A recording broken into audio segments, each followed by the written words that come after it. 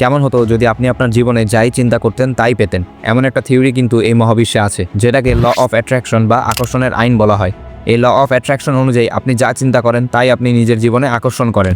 অর্থাৎ আপনি যদি কোনো পজিটিভ থটস আপনার মধ্যে আনেন, যেমন জীবনে সাকসেসফুল হবেন, ধনী হবেন, এমনকি ভালো মানুষ আপনার জীবনে আপনি পাবেন, তাহলে ধীরে ধীরে সেসব জিনিস আপনার জীবনে আসবে বা প্রতিফলিত হবে। অন্যদিকে যদি আপনি নেগেটিভ কোনো চিন্তা করেন, অর্থাৎ সবসময় দুঃখ, ভয়, ব্যর্থতা বা সমস্যা নিয়ে ভাবেন, তাহলে এগুলো আপনার জীবনে আকৃষ্ট হবে।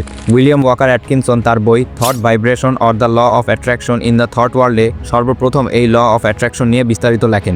এটি এ বিষয় নিয়ে লেখা প্রথম উল্লেখযোগ্য বই। এই বইয়ে তিনি বলেছিলেন, চিন্তা একটি শক্তি এবং তা বাস্তবতাকে আকর্ষণ করে। এবার বলি এটা কাজ কিভাবে করে। তবে প্রথমে বলে রাখতে চাই, ল অফ অ্যাট্রাকশনের কোনো সায়েন্টিফিক ব্যাখ্যা নেই, এটা শুধুমাত্র একটা ধারণা। ল অফ অ্যাট্রাকশন আপনার জীবনে প্রয়োগ করতে চাইলে সবসময় আপনি যা চান তা নিয়ে চিন্তা করতে হবে। সেই জিনিসটা পাওয়ার জন্য নিজের মধ্যে চেষ্টা থাকা লাগবে এবং অবশ্যই বর্তমানে আপনার কাছে যা আছে তা নিয়ে স্যাটিসফাইড থাকতে হবে। যেটা পেতে চান মনকে বোঝাতে হবে তা অলরেডি আপনার কাছে আছে, কারণ এতে করে নিজের মধ্যে একটা সবসময় পজিটিভ ভাইব থাকবে। সর্বশেষ নিজের উপর বিশ্বাস রেখে কাজ করতে হবে।